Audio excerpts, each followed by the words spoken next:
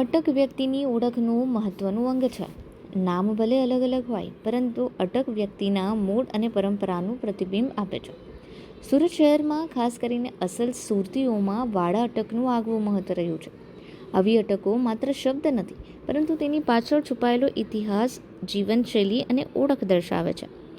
આવું સાંસ્કૃતિક વારસાનું સાચવી રાખવું આજની પેઢી માટે ગૌરવની વાત છે. અત્યારે વાત કરવી છે એવી ખાસ અટકની જેનો ઇતિહાસ યુનિક છે. કેટલાક વડીલોના મતે અંગ્રેજો જ્યારે સુરતમાં આવ્યા ત્યારે અટક પ્રમાણે એટલે કે સરનેમનો તો કોઈ કોન્સેપ્ટ જ નહોતો. લોકો કુળ પ્રમાણે ઓળખાતા હતા. કહેવાય છે કે પોર્ટુગીઝોએ અને અંગ્રેજોએ ઉપનામ એવી સરનેમની શરૂઆત કરી હતી. તેમણે રેકોર્ડ કરવાનું શરૂ કર્યું હતું. તેમણે કામ પ્રમાણે અટક પાડવાનું શરૂ કર્યું, જેમ કે અનાજનું કામ કરતા અનાજવાળા, સુગંધ વેચનાર ગાંધી કહેવાયા. આમ પાછળ વાડા લાગે તેવી હજારો અટક બીજે ક્યાંય જોવા મળે એમ નથી. તે માત્ર ને માત્ર તમને સુરતમાં જ જોવા મળશે. હિમાંશુ બાજવાલા એકચ્યુઅલી વર્ષો પહેલાં એટલે મારા ફાધરના જે દાદા હતા એ લોકોએ બાજને દળિયાનો બિઝનેસ સ્ટાર્ટ કરેલો.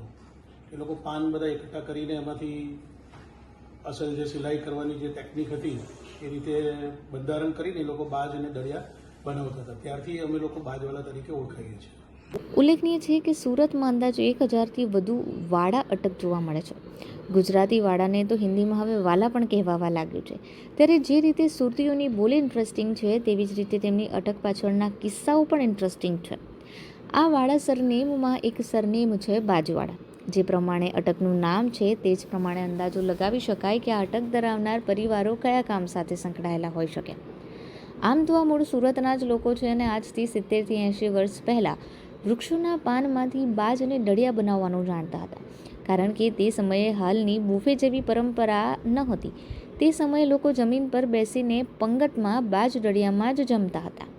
આ લોકોને વૃક્ષના પાન સીવવાની કળા આવડતી હતી, જેથી તે વ્યવસાય સાથે સંકળાયેલા લોકોની અટક તેમના કામને કારણે બાજવાલા બની ગઈ.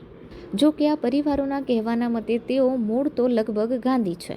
આજે આ અટક ધરાવનારા પરિવારોના કેટલાય લોકો અન્ય વ્યવસાય સાથે સંકળાયેલા છે અને અન્ય ક્ષેત્રોમાં કામ કરી રહ્યા છે. જો કે તેમની આ અટક પાછળની કહાની ખૂબ જ રસપ્રદ છે. અમે લોકો કદાચ ગાંધી છીએ, એકચ્યુઅલી 100% શ્યોર નથી, પણ અમારી કાસ્ટના જે ઘણા બધા એટલે બાજવાલા સરનેમવાળા હજી ગાંધી તરીકે ઓળખાય છે. હાલ જોવા જઈએ તો અડાજણમાં ઘણા બધા અમારા કુટુંબીઓથી બધા રહે છે. બીજું પર્વત પાટિયામાં ને એ બધી ઘણી જગ્યા પર પણ અમારા બધા રિલેટિવ્સ છે જે બાજવાલા તરીકે ઓળખાય છે.